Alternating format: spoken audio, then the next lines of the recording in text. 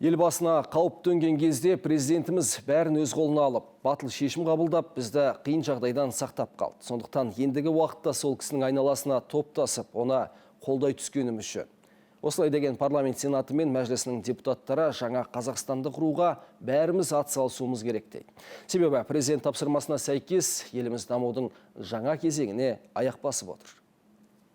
Қазір әлеуметтік желіге алаңдап күн сайын ғаламтор бетіне үңілетін кез емес. Керісінше, тіршіліктің өзегін дұрыстауға барлығымыз жұмылып кірісуіміз керек деген парламент сенатының депутаты Нұртөре Жүсіп, еңбек етсек қиындық атаулының бәрінен қиналмай шығарымыз сөзсіз дейді. Сонымен қатар мемлекет басшысы көтерген мәселелердің барлығы халықтың көкірегінде жүрген сауалдар екенін айтты.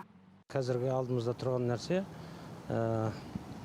елдің жағдайын дұрыстауға бағытталған осы президент берген тапсырмаларды шұғыл орындау, жедел.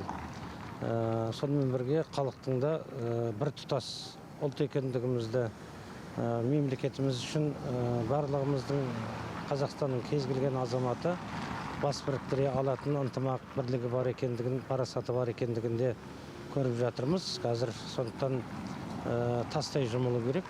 Мемлекет басшысы мұғалімдер жетіспейтін өңірлер үшін тиісті қолдау шаралары кешенімен аймақтарға үздік мұғалімдерді тарту бойынша арнайы бағдарлама әзірлеуді тапсырды. Осы орайда саясаттанушы Самат Нұртаза қоғамның зияткерлік әлеуетін ілгерілетуді жүзеге асыру педагогтерге тікелей байланысты дейді. Біз бәріміз сену керекпіз, бәріміз президентке кәдімгідей сеніп, қолдау керекпіз. Президент қиын қыстау заманда өзінің мінезінің, өзінің шешімдерін көрсетті. Кешегі президенттің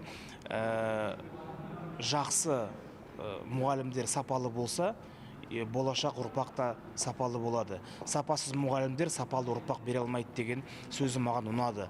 Ал парламент мәжілісінің депутаты Наталья Дементьева қазір бейбітшілік ел ынтымағы деген сөздердің терең мағынасын түсінгенімізді айтады. Техникалық мамандар көбірек болуға тиісті деп айтып жүретін. Бұл өте дұрыс, өйткені бізде өндірісте, өнеркәсіп саласында жұмыс істейтін мамандар өте аз. Ал бәрімізге белгілі өндіріс және өнеркәсіп ол ең біріншіден халқымыздың әл-ауқатын жақсарту үшін осы мамандар болашақта үлкен бір үлесін қосуда. Президент халық үшін, еліміз үшін барлық жағдайды жасап жатыр. 30 жылда жеткен тарихымызда, жеткен жетістіктерімізді де ешкім өшіріп тастай алмайды. Мамандар әр адам жұмысына, отбасына жауапкершілікпен қараса, сонда ғана барлығы дұрыс шешіледі дейді. Қаламқас Нысанбай, Данияр Омар, Ринат Өтеев, Алматы телеарнасы, Нұр Сұлтан.